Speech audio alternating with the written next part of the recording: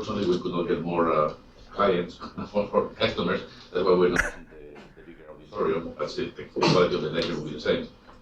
I think I'd like to thank the De La Pietra families, because they're the ones who really make possible for us to bring excellent speakers and to share them with, of course, high school students, but also the local community and even the local professors. Now, Eric is a very well-known mathematician. He came from Moscow, went to Harvard first as a professor, and then he had an offer from Berkeley that he could not refuse, so he went to the West Coast. And as often as we can, we bring him to the East Coast to exchange mathematical discussions. He's also very well known in the multimedia world. He has his own YouTube channel. If you want to learn a lot of mathematics, you can go to his recordings that are very good. And he even wrote a book called Love and Math, which is good for, you can even find it in Kindles. I'm sure you can also download it for free. It's on particular yeah. They know it probably better than us, right? So. There's not even a film that he made. So follow him up in the internet and you'll learn a lot of mathematics. Anyway, Eric, thank you very much. Thank you, yeah. All right. Okay, you guys, so let's see. I want to talk to you about mathematics. You guys like mathematics or hate mathematics? It's a love and hate relationship, right? So, okay, for me too, sometimes. But I want to maybe present a kind of point of view on what mathematics is about, which you may not have thought about. And I think that it's a useful point of view that can help us not only to learn, to appreciate mathematics more, but also to learn more about ourselves and learn more about what this is all about, what the world is about, what life is about. So let me start with the following analogy or metaphor. How many of you have heard about this book, Master and Margarita? Okay, so a couple, all right. So I highly recommend it. It was written by a Russian author, Mikhail Bulgakov. I have this, yeah, Mikhail Bulgakov. And in the first half of the 20th century in the Soviet Union. And actually there are several translations, English translations available. And I heard that one of them is really good. And I don't remember now the translators, but if any of you are interested, afterwards come up to me and I'll find the names. It's like a husband-wife team. And I've heard good things about this translation. I read it in my native language, which is Russian. And one of the things that I remember struck me the most in this book is this maxim, is this adage, manuscripts don't burn. And this comes up in the moment, the main character is Master, and it's a love story. Master and Margarita is his love, and Master is a writer. And at some point he's frustrated that his works are misunderstood by readers and so on, and he decides to burn his manuscript, and he just throws it into a furnace and fire. But then later he meets the devil, who is called Voland, and the devil tells him, don't worry, manuscripts don't burn. Right? It's a nice sentiment, right? So I guess you can feel sort of this sense that the text is an expression of something which is beyond the text. And so what it tells us maybe is that whatever it expresses actually never dies, because it comes from the heart, if you will, right? So, but the text itself, we look at this as like, okay, it's a nice sentiment, but it's not really true. Like if you burn something, you don't expect it to somehow miraculously come back. Interestingly enough, he himself burned the first version of this book. He had to start over. And there are many other cases with writers in moment of despair. These days, burning would mean deleting and going to the trash and deleting from the trash, right? Otherwise, it comes back. So it's a digital burning, if you will. Anyway, so this makes us contemplate if something is burned, something disappears, a novel, a poem, a work of art, yes, one can come up with something similar, but not exactly the same, right? So now contrast that with Pythagoras' theorem. Okay? You see where I'm going with this. Pythagoras lived about 2,500 years ago. And Pythagoras and Pythagoreans, I think, were kind of really at the cradle of Western culture, Western civilization. They discovered the secret in some sense, the secret sauce. They discovered that mathematics governs the patterns of the universe.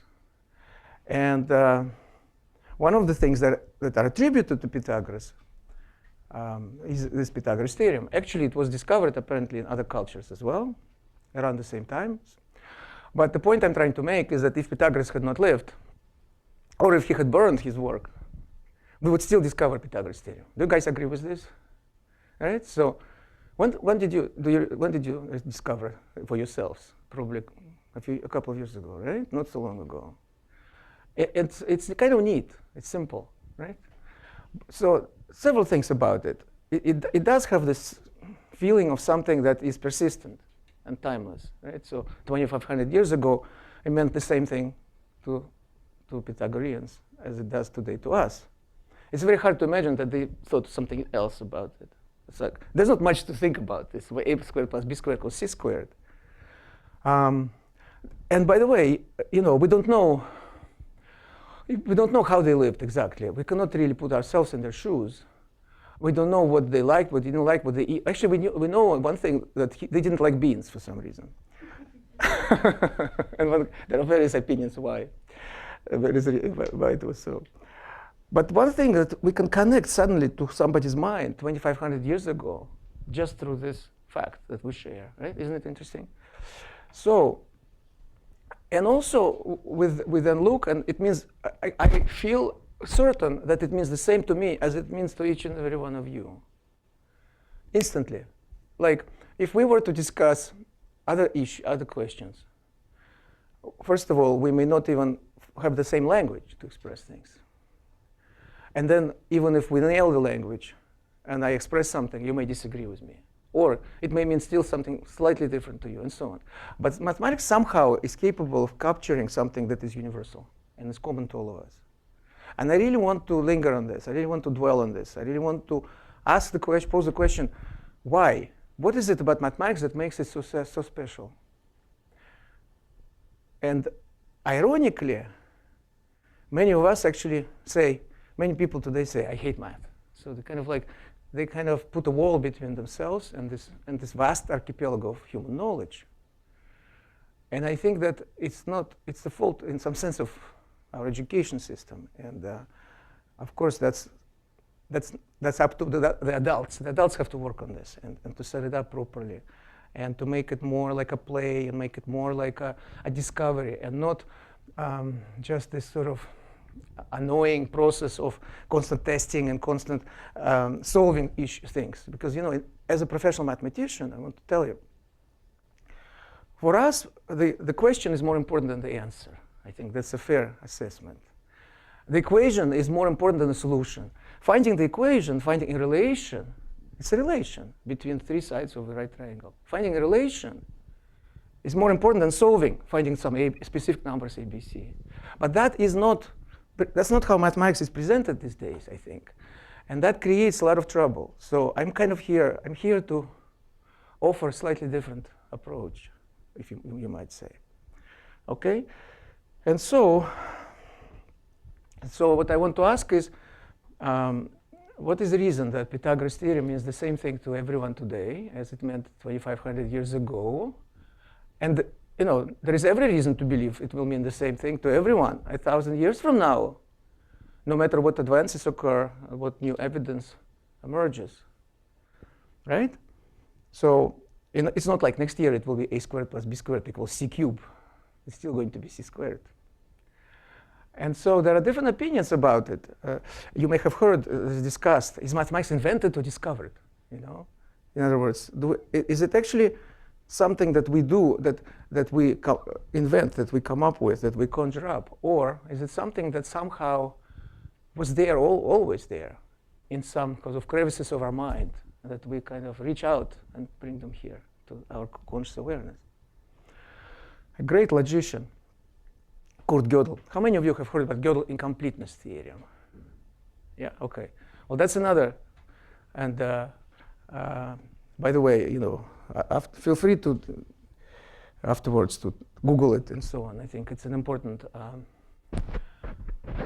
fact. It's an important statement about mathematics. It basically shows that mathematics, it shows limitations of mathematics. Mathematics discovers its own limitations. Gödel's incompleteness says that you cannot prove every true statement within the axiomatic system that you're operating with. So you have some axioms. We'll come to this in a moment, talking about Euclidean geometry. You have some initial seed, so to speak, and you derive different results, theorems, from those axioms.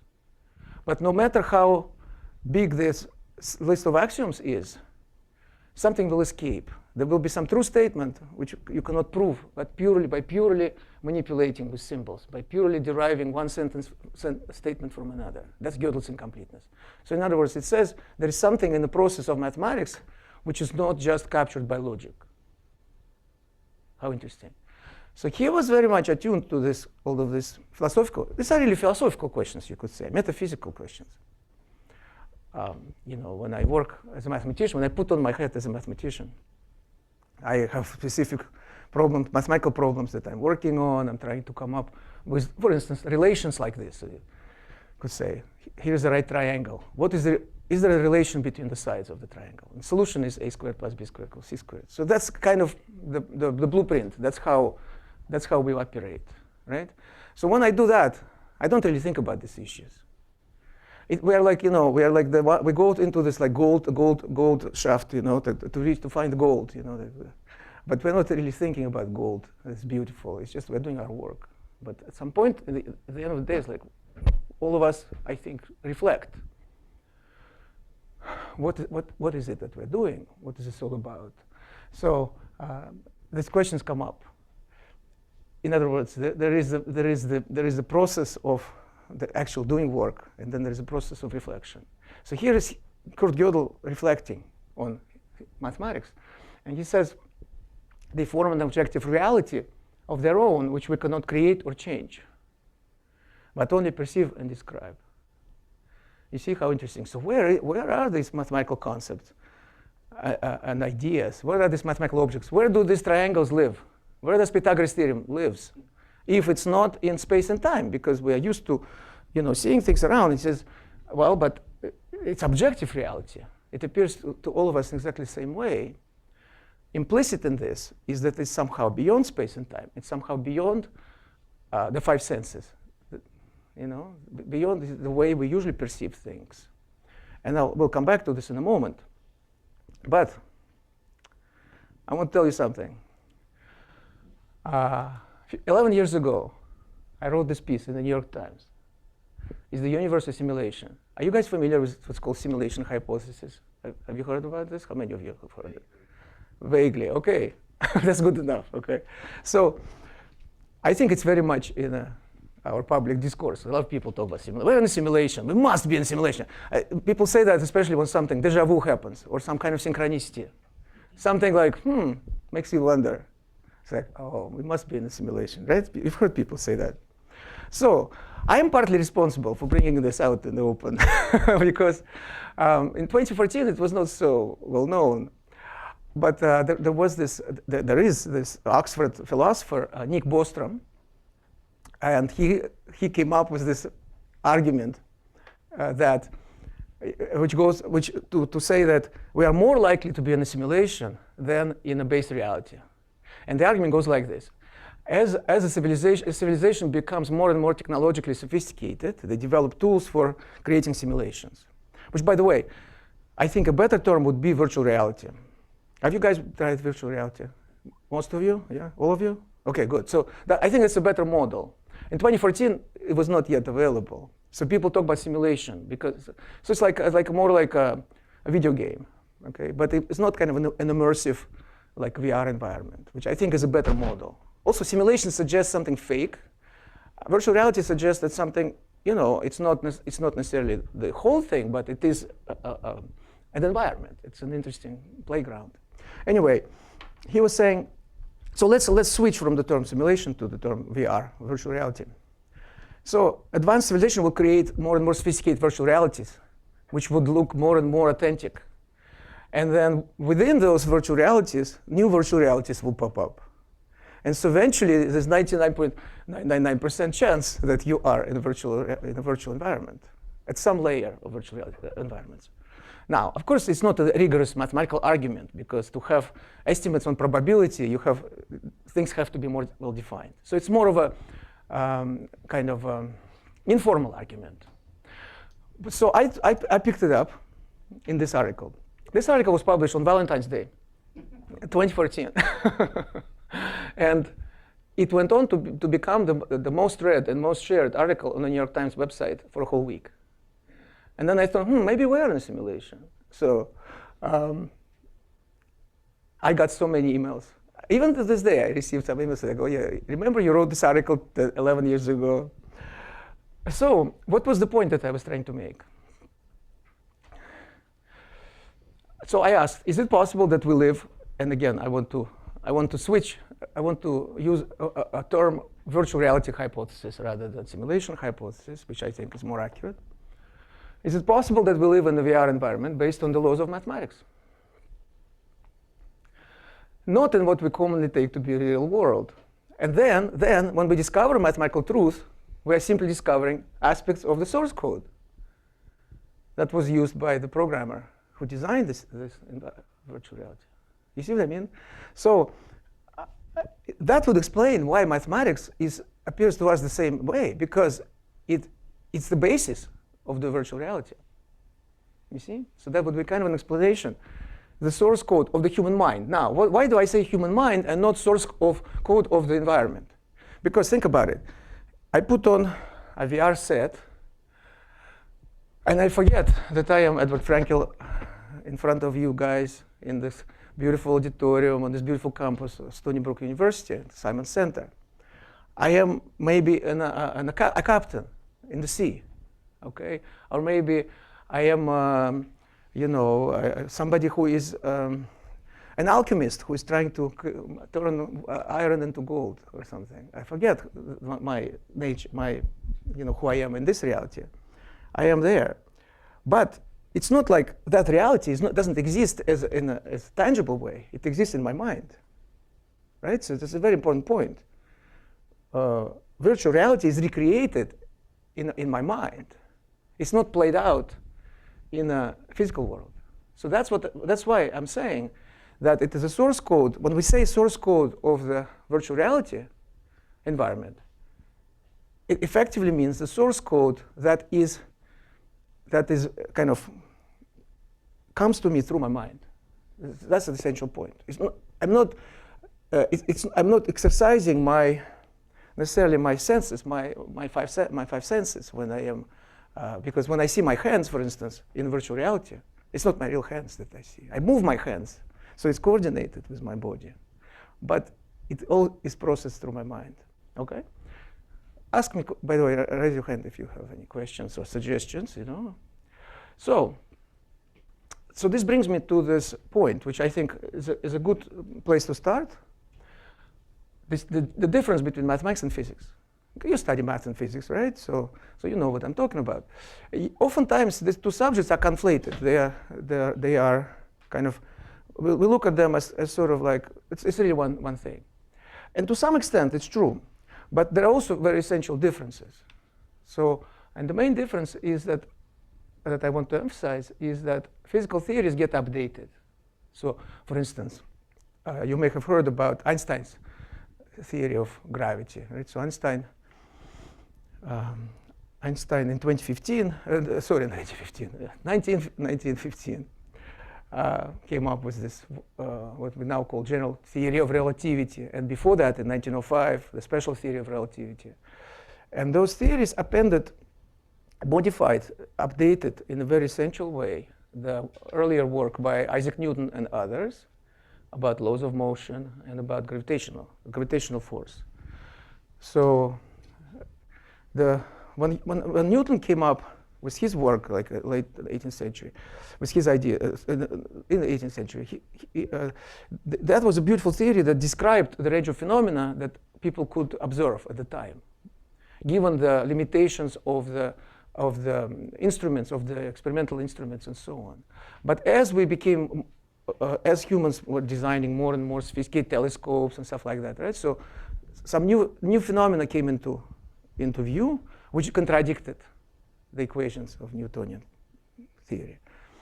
So the theory had to be updated. It was not discarded. It's still applicable in a certain range of phenomena.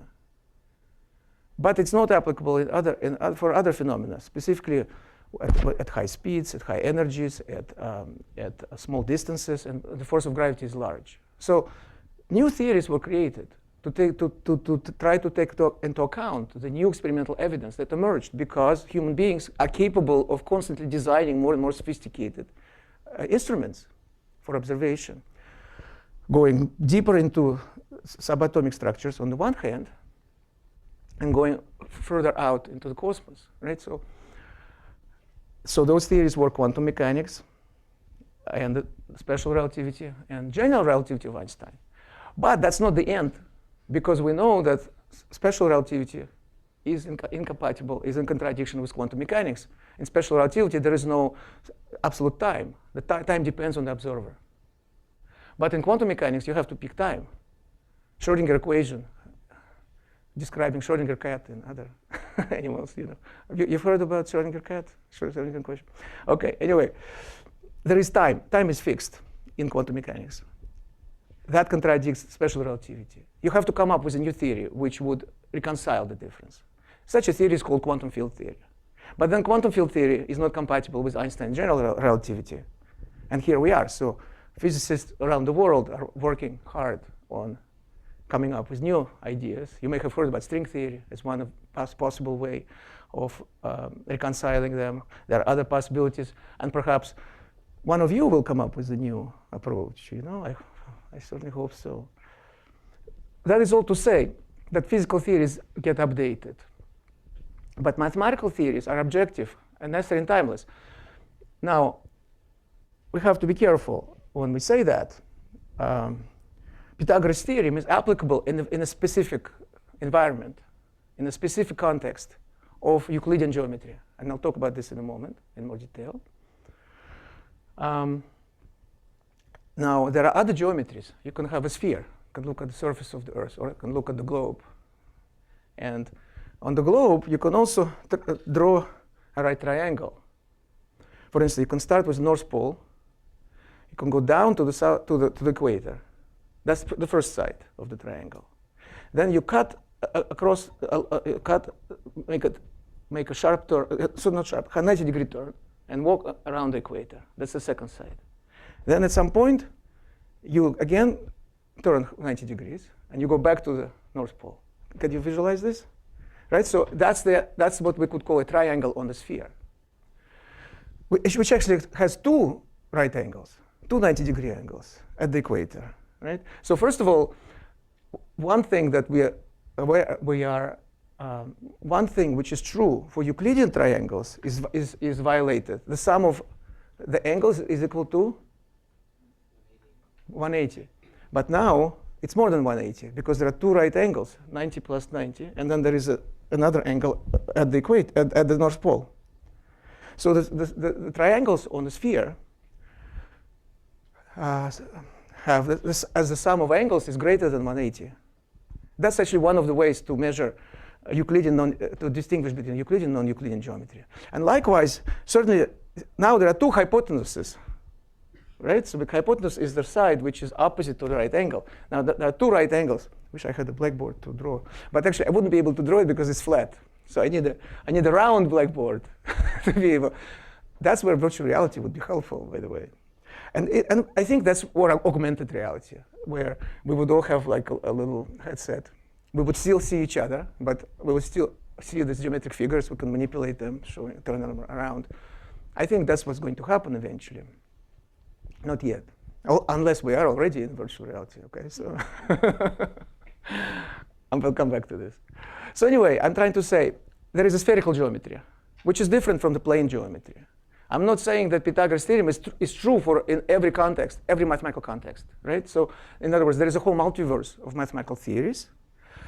And some statements are true, say, in the plane geometry, like Pythagoras' theorem, or that sum of angles of any triangle is 180. And some statements are not true in the plane, or those statements are not true in the spherical, and vice versa, you see? But the designation that this statement is valid, statement A is valid in the theory X, is not going to change in time. Pythagoras' theorem is still true in Euclidean geometry the way it was 2,500 years ago, and it will still be true. So that's what I mean by mathematical theories being kind of immutable, unchanging, necessary, timeless, but objective in the sense that it's observer independent. It's not like I decide it's true and you can say no, it's not true. You see what I mean? We all agree on it. That is the essential property that I also want to emphasize. So physics describes the physical universe. What does mathematics describe? So you see where I'm going with this. It describes the rules of the if it is a virtual reality, physics is what we observe in the virtual reality itself. Mathematics is what enables us to perceive virtual reality. Mathematics describes the laws of the mind, which enable us to create this virtual reality in the first place. Whereas physics is about actually studying regularities, laws, and dependencies, and so on within the environment. There is environment, and then there is a process of creation of the environment. And the difference between math and physics is that they describe these two different sides. Now, I want to say, I'm not claiming that that's exactly how it is.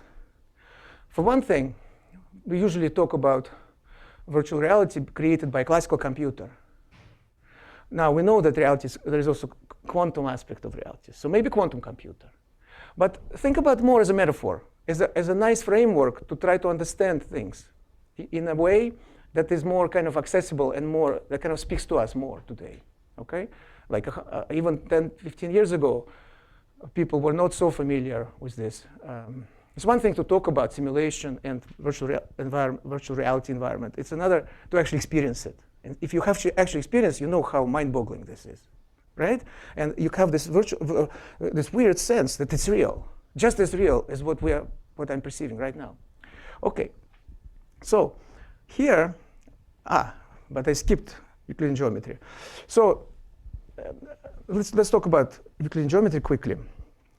Objects of Euclidean geometry are lines, points, triangles, circles, and so on a plane. Now, what is a plane? When I teach this in Berkeley, I say, imagine this blackboard. Okay, well, let's imagine the screen, okay? The screen extended in all directions to infinity. And imagine that it has zero thickness. Right? It's totally flat. It's not wiggly at all. That's what we mean by a plane. But if you think about it, there are no such objects in the physical reality around us. First of all, there is nothing which is exactly flat. Everything is a little bit wiggly in the physical world, right? Second, it will have some thickness. It cannot be zero thickness. And third, it's always finite, because the universe is 13.7 billion years old, give or take. And the speed of light is finite. So anything we can see, that if the light would have to travel from there for less than 13.7 billion years. And because the speed of light is finite, it can only cover a finite distance in those years. So there is no such thing that in the physical universe that we can observe today that corresponds to an infinite plane, or an infinite line for that matter. But in mathematics, we talk about these objects as if they are real. So where do they reside? How could they, if they don't exist in the physical universe? Where are they? And so my point is that they are in the mental world, in our minds. We have no trouble accessing them in our minds. When I say an infinite plane, I think you have no difficulty kind of conjuring this up. You're not visualizing it necessarily, but you kind of feel it in a weird way, right? Likewise, when I say infinite plane, infinite line, or if I say a point with no size. Nobody has ever seen a point of no size. of no thickness in the physical world. But in mathematics, we postulate that these things are real. And if you have two lines, they intersect at one point, or they're parallel. If you take real lines in the physical world, they're wiggly. So if you have two wiggly lines, they will intersect at more than one point, because they kind of like latch on each other in one of the wiggles. But one of the axioms of Euclidean geometry is that there is only one point of intersection. You see? So it's very essential that these objects, lines, points, and so on, be idealized, abstract objects, and not the kind of things we find in the physical world. And so in this respect, I want to quote Charles Darwin. Charles Darwin came to appreciate mathematics in his later years. And in his autobiography, he wrote, "I have deeply regretted that I did not proceed far enough, at least to understand something of the great leading principles of mathematics, for men thus endowed seem to have an extra sense." He speaks about speaks about the sixth sense. And I want to call it mathematical sense of the mind, as being separate from the five senses. Do you remember the five senses? Who can list five senses? Yes? Smell, taste, hear, see, touch. That's right. See, so seeing, bravo, yeah. Seeing, I was trying to remember earlier, and I forgot about taste. It's like, oh, because I skipped breakfast, so yes, that's why. So seeing, hearing, smell, touch, and taste, right? These are the five senses by which we are kind of connecting to the physical world. But what our friend Charles Darwin is suggesting is that quite apart from that, there is a sixth sense. That's the sense of the mind, which is not captured by the five senses. And one could say it is through that sense that we connect or perceive mathematical objects. Okay? So that's the idea that I want to propose. And from this perspective, I want to sort of revisit our discussion about math and physics. Physics describes the external physical world. So if we are imagine we are right now in a VR environment. That would be the studying of what we're perceiving in the VR environment itself. So for example, I'm a captain on a ship. I'm looking out, I see the ocean, I see the waves. I am navigating, the charting the course of my ship. Right? So I need to look at the stars, I need to have a compass, and so on. So that's physics, study of the actual things happening in the VR environment. So the study of the outer cosmos, if you will, right? But mathematics describes our inner mental world, in other words, that which brings up the environment. That is inside the mind. So it is a study of the inner cosmos, if you will, our inner cosmos. So you see, that's something which I think is not often emphasized. The idea that there is something in our mind which is not in space-time. Because we just discussed the fact that this idealized, even in Euclidean geometry, this idealized objects, lines, triangles, circles, points, they are such that there is only approximations of those objects exist in the physical world, right? So, but yet we talk about them. Nobody ever told me when I teach this. Nobody told me, I don't know what you're talking about. Like, none of you had any protested that these things don't exist. We cannot talk about them because, of course, they don't exist, correct, in the physical world. Yet they exist as abstract, idealized mathematical objects. They are the objects of Euclidean geometry. Euclidean geometry is part of mathematics. And mathematics is something that we use every day because all technology is built on mathematics. If we start saying that it somehow is not real and completely discard it, might as well throw our smartphones and computers, which actually may not be such a bad idea, for a day. Not throw, but turn them off.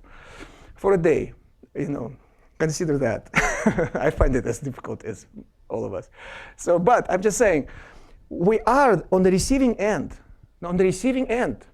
of this technological advances. But all of these technological advances are based ultimately on mathematics, on things like Pythagoras' theorem.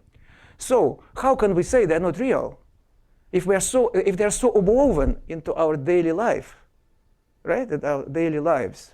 So on the one hand, they're real. On the other hand, if you look closely, we don't find them in the physical world.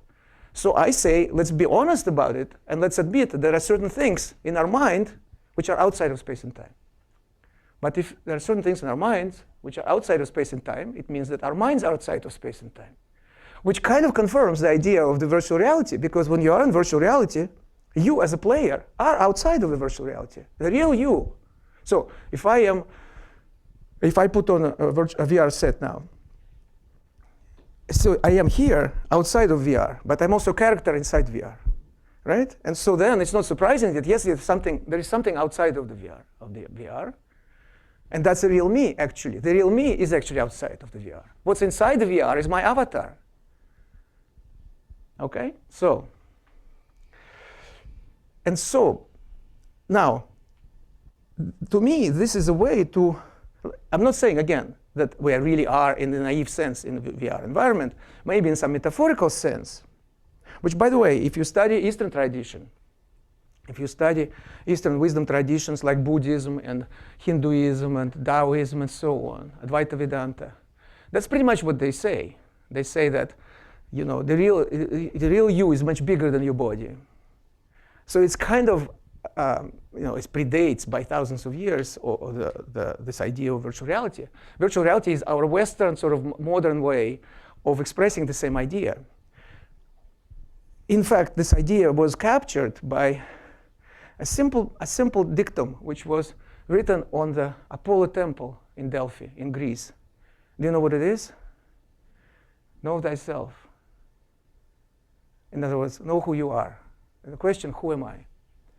And this question kind of has a very concrete interpretation from the perspective of this hypothesis that I am proposing. But it's not really a hypothesis, it's a question. Suppose we were in a virtual reality. How would we be able to find out?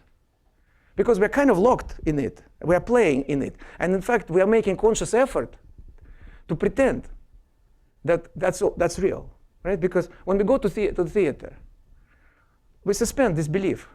I don't know, there was Saturday Night Live a couple of weeks ago. I don't know if you guys watched Saturday Night Live. But there was a nice episode about what it must have felt like to people who came to a theater performance the first time. So the guy shows up on the stage and says, my name is whatever, you know, and the audience is like, hi, my name is so-and-so, you know. Of course, when you go to theater, you sit there and you look at the action unfolding on the stage, and you pretend that it's real. So that everybody is in a kind of conspiracy to pretend that it's real. We like to experience drama like this, or when we watch movies and so on, right? So, in other words, not only we are, what's happening is not me, like it's my avatar, but I actually make a special effort to forget who the real me is, to pretend that I am the avatar, right? So to make it more fun, to make it more interesting. And so then, or you could say an actor on the stage may get so engrossed in the role, so absorbed in the role, that, you know, like John Smith may forget that he's not Hamlet. So it would be like to be or not to be. And he would feel the emotion that is real. It's a question of life and death. And then the audience is like, wow, that's beautiful. You see? So there is this important part of our humanity, our being. We like to play roles. We like to watch others play roles and so on. So then, given all that, how do I remember who I am? How can I find out if I am indeed in this sort of virtual reality / reality show / theater production environment? So my contention is observe things which are constant, which are not changing, which kind of do not depend on the whim of other characters in the simulation, in the reality show, and so on. Observe myself. Ask if there is something in my mental world that seems to be slightly off the kind of just the naive acceptance of that's real, of that is real. That's all there is, right? And my contention is that mathematics gives us that. Mathematics gives us something which does not quite fit the expectation that space and time and physical universe is all there is, right? And so therefore, to my mind, mathematics gives us an objective scientific approach to the study of our mind, to the study of our psychology. And so I would then further say that absorbing mathematical ideas, kind of like embodying them, to integrating them, actually allows us to find new dimensions of reality. Like new dimension of reality, recognizing that, oh, gee, I am actually wearing a VR set, and I can take it off, and the other dimensions will open up, you see? So, and this is where I want to connect it to something which kind of now has become very mainstream. Have you guys heard about Carl Jung? So Carl Gustav Jung was a Swiss psychologist and psychiatrist and the founder of a school of analytic psychology. And what I would like to propose is that actually his theory is very much aligned with this idea of virtual reality, which is not usually presented this way. But to me, I feel that for me, it's a virtual reality hypothesis makes for a nice illustration or a nice framework to explore Jungian ideas. Jungian ideas are rather technical, rather abstract, you know. Although, if you really take them seriously and try to start applying them in your personal life, not so abstract, but somewhat inconvenient. So I'll give you an example. But that basic tenet of his theory, of his approach to psychology, is that all individual minds are connected to what he calls collective unconscious, which to me is the mind of the player. So the mind, what I take as my own mind, is my ego's mind, is the mind of the avatar, of the character in the simulation, in VR. But I am the player too. I am the guy who put on. So, and I am operating with other players. It's a multiplayer game, let's say. So then that environment, which is outside of the simulation, outside of the VR, that's the collective unconscious. You see? Guys, does it make sense? Does it make sense to you? Yeah, tell me, because if I am, I'm a mathematician, so I'm a little bit, sometimes I get caught up in my own thoughts. So that's the idea. But then, in the outside of simulation, or VR, we have our own laws, or the mind that produces the simulation has its own regularities, own building blocks, patterns, structural elements. He called them archetypes. I think it's a common term nowadays. People say, this is archetypal, or something, So, for example, one of the archetypes is called shadow. And it's the idea that shadow comprises of all the elements of my personality, which I kind of deny or repress because they don't correspond to how I want to be, how I want to appear to other people.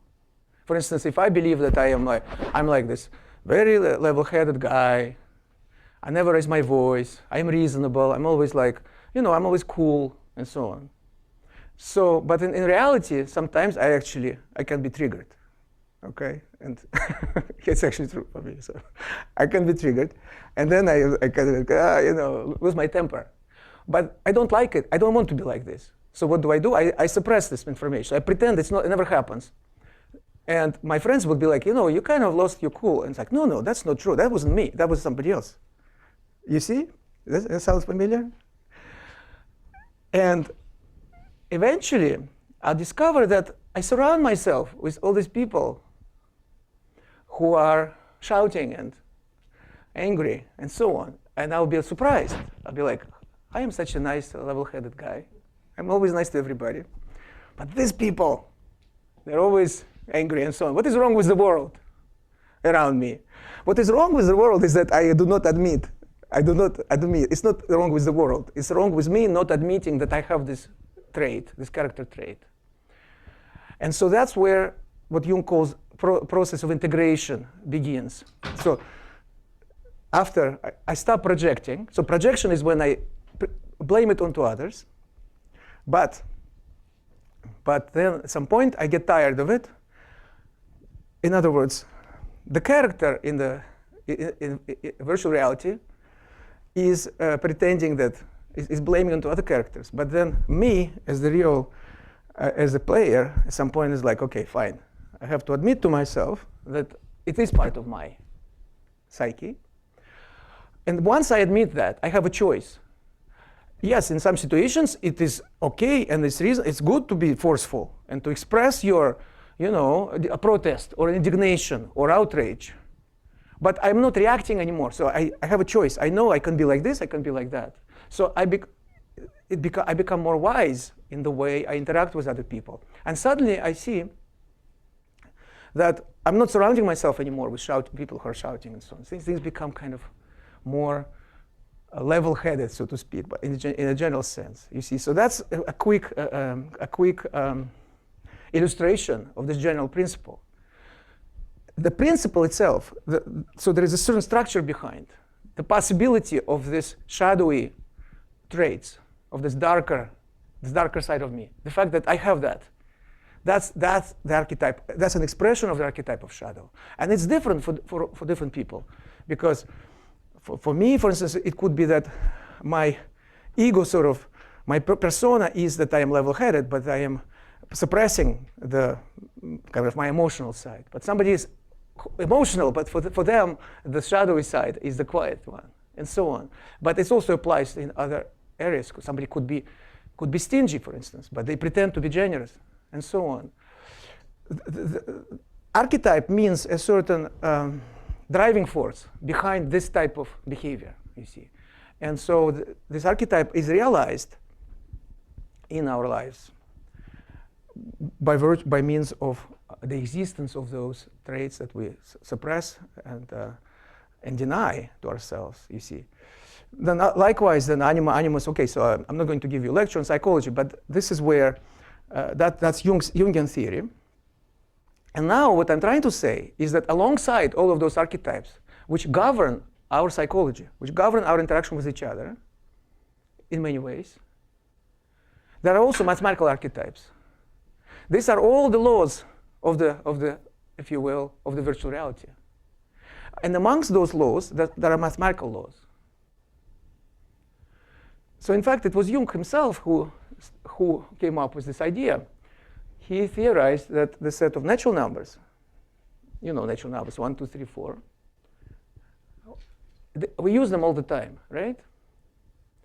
It's very hard to notice that there is something special about them, that there is something to numbers than just their functionality, like as clerical devices, as our taxes, our calculating the tip on the bill, and so on.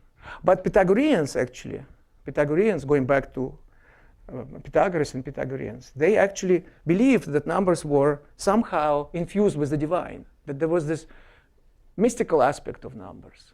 And in fact, one of the maxims of Pythagoreans was everything known is a number. So everything can be broken down eventually to a number, which of course for in our age of computers and so on, it's kind of natural, because a lot of things we use, all the computer programs and so on, eventually boil down to zeros and ones. So eventually can be broken down to a sequence of numbers. The question is whether that's all there is, or there are also other things which are not captured by numbers: intuition, imagination, creativity, passion, love, and so on. And I think that question really is why I want to talk to you about all of this today. Because apart from all these fancy notions and hypotheses, there are some very real questions of how we navigate today's world. And things were simpler when I was your age, so and I can't even imagine how much pressure sometimes you guys must be experiencing of deciding what to do, given all the stuff and how quickly things change, all the social media effects and so on. I feel like technology is developing faster than our psychology. And so I think that's one of the reasons why I wanted to bring up these ideas from psychology. to say that we have certain resources. We have certain resources which maybe are not yet part of our education system, kind of untapped. It's a resource of the player. It's not a resource of the environment. So we can learn about our lives by learning about the world. And that's the approach we usually take in our culture. At least when I was educated, that's what I was taught. You observe how other people behave. You observe how planets move, how atoms collide, and so on. And the unspoken assumption is that if you master the rules of this game, you will succeed, and you will live a fulfilling and happy life. But I think that there are other forces at play, and I think intuitively we all know that. That now there is the times are such that we have to make a more conscious effort to tap into those resources. So what are these resources? So from the perspective of my metaphor, these are the resources of the player, not the avatar, but the resource of the player, of the real me. You see? So my inner world, my psychological world, my inner cosmos is very much involved. By asking the question, who am I? By learning more about archetypes, about the laws that govern our psychology, that govern our minds, our psyche, we can actually find new dimensions of this life, which are kind of hidden from us if we stick just to the VR itself. You see what I'm saying? And often people say, okay, well, that's not scientific. That's not. It's kind of a little mystical, voodoo, and so on. But then my contention is that it is scientific, because mathematics proves that that's how it is. Not proves as a mathematical theorem, but strongly indicates the nature of mathematics, the origins, the way mathematics comes into this world, comes into our awareness, suggests that indeed there are these layers of psyche, which you can think of as archetypal, and so on.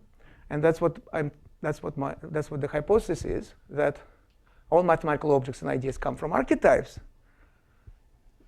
And we access them. So I'll get to this in a moment, but I want to illustrate, this. So that's a picture. So think of a collective unconscious also, you can think of it as a cloud, like in cloud computing, And that's where mathematics is, mathematical archetypes. When I imagine a straight line, this absolutely straight, not wiggly, infinite, zero thickness, right? I'm actually accessing this archetype. And so somebody else is. And that's why, and they throw the same images onto ourselves. Okay, so that's a quick, but I want to show you something funny about unconscious. You guys, you know this logo, right? So how many of you know that there is an arrow embedded into it? Okay, so you're already way ahead of me, okay. Well, I showed it 2 days ago at another talk. Isn't it crazy that it's like this? And so when I first saw this, it was actually around the same time when I wrote that piece. About 11 years ago, all of these questions came to me all of a sudden, and I started reading Carl Jung. I was thinking about simulation hypothesis. And that's when I came across this. And I was so shocked that I did not see it. Like, isn't it so obvious? And then it dawned on me that I had always seen it, but unconsciously. Like it was below the threshold, below the radar screen somehow. And it was affecting me because, of course, it's not there randomly. It was designed this way. And that's the whole point of modern advertising. Have you watched Mad Men? That series? No, neither have I. But apparently, that's what it's talking about. The idea of subliminal advertising, the idea of reaching making us do things without us knowing why. You see, so that's one illustration of what unconscious is. And then here's another one. you can buy things from A to Z on Amazon. Huh? Nice. All right.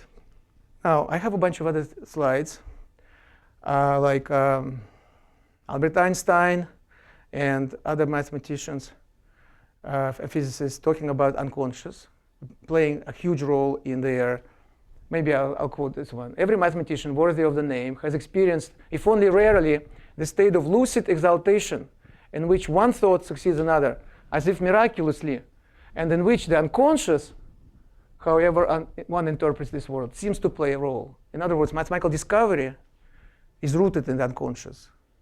That's what a lot of mathematicians and physicists are on record saying. Henri Poincaré, it is by logic that we prove, but by intuition we discover. And then he explains that intuition is quite apart from logic and reason. It's beyond logic and reason. Or as Blaise Pascal, another French philosopher and mathematician, he actually was the father of probability theory.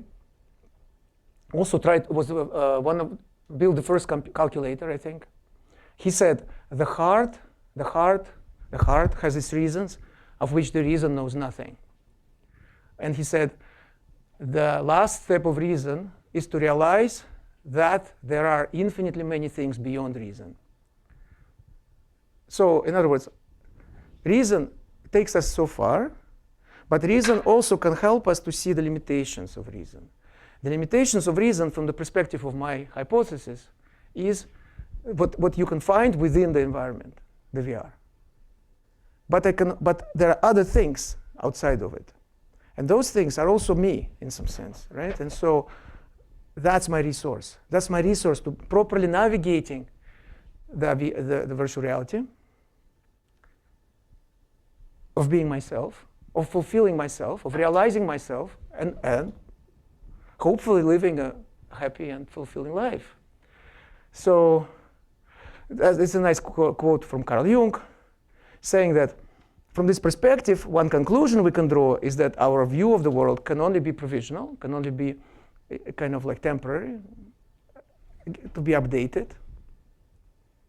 Our knowledge is always incomplete, very much aligned with Gödel's incompleteness theorem, Kurt Gödel I talked about earlier. But we are kind of, I want to maybe do some questions and answers, so let me stop here. I just want to say, I launched this series on YouTube a few months ago, which I call Aftermath. I wrote a book called Love and Math, which was published in 2013, around the time when this piece in the New York Times came out. And I wanted to write a sequel, and I came up with a nice title, Aftermath. So Love and Math, Aftermath. Everybody seems to like it. But then I thought I would do it as a series of videos instead of writing it as a book. So each video is like a chapter. So so far there are 2 episodes. So that's the second episode, which is the title of my talk today. And so if you are curious about what I talked about today, obviously my time is limited, so I could only touch upon a few elements of it. So there are these 2 videos in which I talk about all this in much more detail, and you can find it easily on my YouTube channel. All right, thank you guys.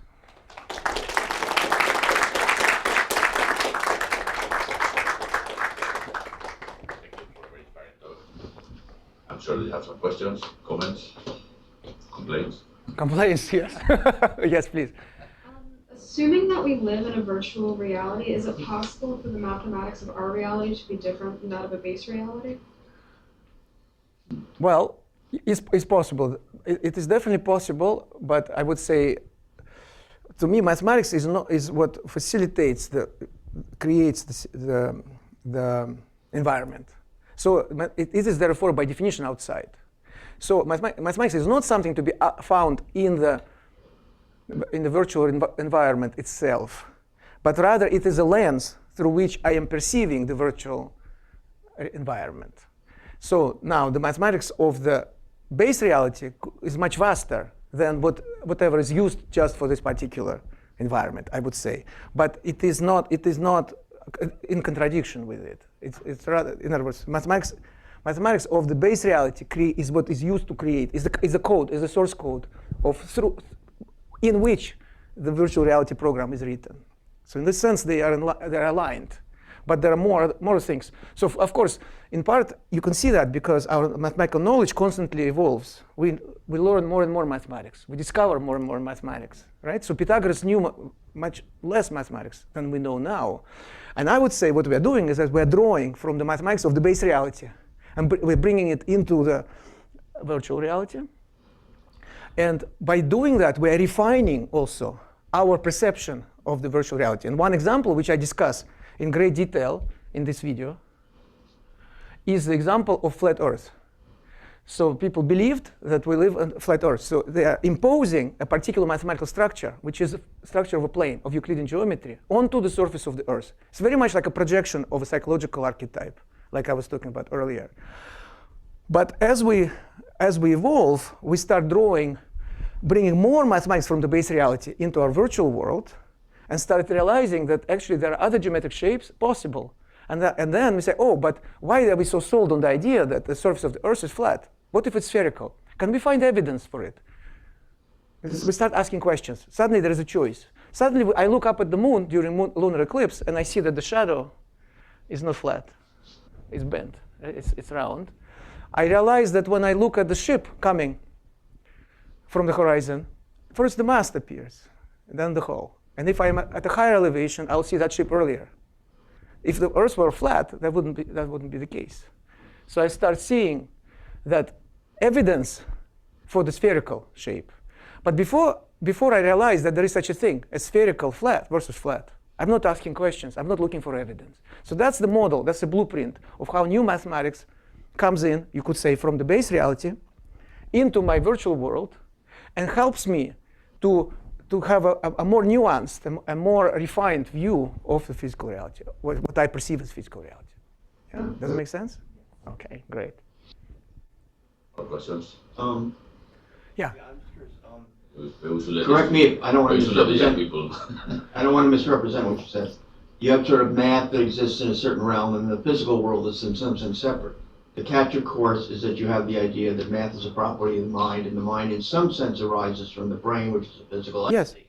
Yes. Of course, the great question is, what do you mean by arises from? That's right. What do you see as a relationship between mind? So yes, that's very good. So I have put up some effort on explaining the differences between math and physics, or distinguishing between the mental world and physical world. But of course, they are inextricably connected, because actually it was Galileo who said the book of nature is written in the language of mathematics. So mathematics is the language of the physical reality, which is totally aligned with the idea of a virtual reality environment. So of course, the program is written in the language of mathematics, but it brings up all this imagery and all of this, physical stuff that I perceive in virtual reality. So of course they are inextricably connected. You see, but my point is that the mathematics itself is not found amongst the physical objects. I'm not sure I agree with that. Huh? I'm not sure I agree with that, but we'll discuss for later. Yeah, okay. Anyway, so there is a quote by Eugene Wigner, who is a physicist and Nobel Prize winner, that he spoke about unreasonable effectiveness of mathematics in natural sciences. And people are oftentimes saying, that's kind of weird, because of course it is. But if you think about it, for instance, you're familiar with complex numbers like square root of -1. For the longest time, people believed that square root of -1 does not exist. And there was this Italian mathematician, Girolamo Cardano, who first wrote about them in a book. And he wrote about mental tortures in thinking about this. So when I talk to my students, and I say, look, even he had mental tortures. So don't complain. It's normal. When you study mathematics, sometimes I have mental tortures every day. Okay? So, but so his point was that, yes, it doesn't exist amongst the real numbers, but we can introduce a new numerical system in which this number will be real, but not as a real number. Okay? And so, but it seemed like such esoteric thing. It's like, who needs that? Guess what? It is a cornerstone of quantum theory. Quantum mechanics and quantum field theory is based on complex numbers. It's very essential that it's complex numbers. So, in other words, by pure mental tortures, mathematicians can discover something that actually turns out to be at the cornerstone of the description of physical theory, which describes the most fundamental features about our physical world. That's what he means, Wigner, by saying almost unreasonable effectiveness. That somehow, Bernhard Riemann was a German mathematician who found the most universal, all-encompassing theory of geometric shapes. This is 1854. And at that time, there was no application for this. Like, why do we need this? Guess what? Fast forward 60 years, Einstein tries to express the idea that space-time is curved. And he has to rely. And a friend of his, who was a mathematician, says, oh, but there is already a theory which describes such shapes. It's called Riemannian geometry.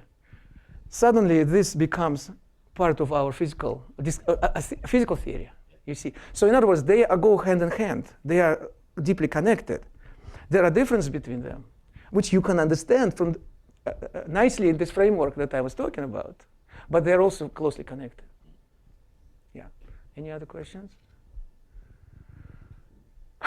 You guys are tired, huh? A little bit. Okay, I understand. But a trip. Yeah, trip. It was a trip. Yeah, indeed. But don't be shy. You know, if you want to ask a question. You have a question? Yeah. Oh, okay. Go ahead. Hypothetically, so as like AI technology gets better and better, and virtualization technology gets better and better, if you made, let's say, some sort of simulation, purely AI, you don't have any people interact with it in any way. Kind of NPCs, kind of, yeah. Yep. And within this world of virtualization, you have as close to our approximation of all the laws of physics as possible. But from within said simulation, you can only make approximate measurements, same as Yeah. our world. Yeah. If in that same virtualization, these NPCs could discover our own laws of mathematics. What is an NPC? Non-playing character. Non-playing character. Okay. So, yes, okay. Then, If they could discover our own laws of mathematics from inferred estimations, would you see that as some sort of proof that we ourselves are in a simulation or virtual reality? I'm glad you brought this up, because I should have said earlier that when people say simulation hypothesis, the different ways that there are different things people talk about. So I was talking about a specific scenario where there is the actual player who puts on a VR set and then lives in a virtual environment through an avatar.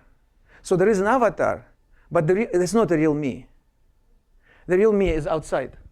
You see what I mean? So that's an essential point of the whole story for me. But sometimes when people talk about simulation, they mean that it's actually simulation which kind of closed within itself. So in other words, right, so that there are only NPCs. So there are, like you can watch it on TV, for example, or on computer or something. That there is sort of like a Conway's Game of Life or something. So something which is programmed, and you kind of unleash it, and it starts unfolding, right? So there are all these. Then there is a big question as to whether those non-playing characters can become self-aware, for instance, that can experience life the way we experience. And that's not, by far, not settled. Nobody knows. I believe that's not the case. But there is a very sharp distinction between the two scenarios, right? So you're asking about the second one. By the way, there are also intermediate stages. For example, you've seen the Matrix, right? So in the Matrix, Neo, there is an avatar, but his actual body is outside. So it's kind of like my version. But in the Matrix version, he has to be freed by somebody. My conviction is that we can free ourselves. We don't need Morpheus to come. Well, Morpheus' avatar may be helpful to come and tell you that you are in an environment, in a virtual environment. But then you can free yourself. You don't need to be taken out of the bathtub where Neo is. You see what I mean? So in other words, be careful also, there are many different versions of simulations. I am talking about a specific version, which is kind of like more down to earth, if you will. It's like you take Oculus, you put a VR set. It's still Edward, I'm still here, I'm still outside of it, but I am also living my life as a captain on the ship, and so on. So that's the framework I was talking about. Now, going back to your question, I actually don't believe mathematics can be reduced to just formal manipulation with symbols on the one hand, or by just more and more precise measurements.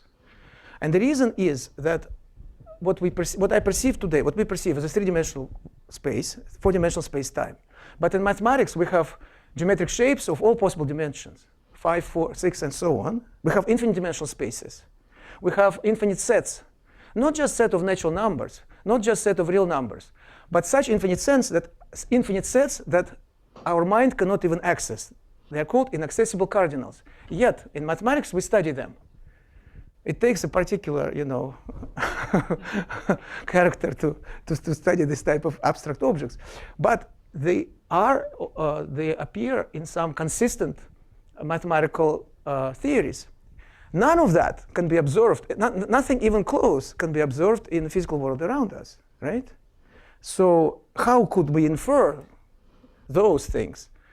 Well, maybe by some kind of pushing the intuition. But then what is intuition? So then my opinion, intuition is not something that just comes out of computation.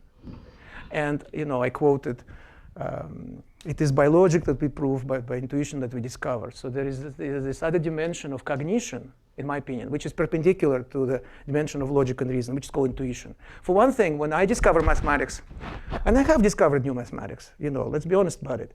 So I can report as a diver who goes into the depths of the sea to bring out this, pearl.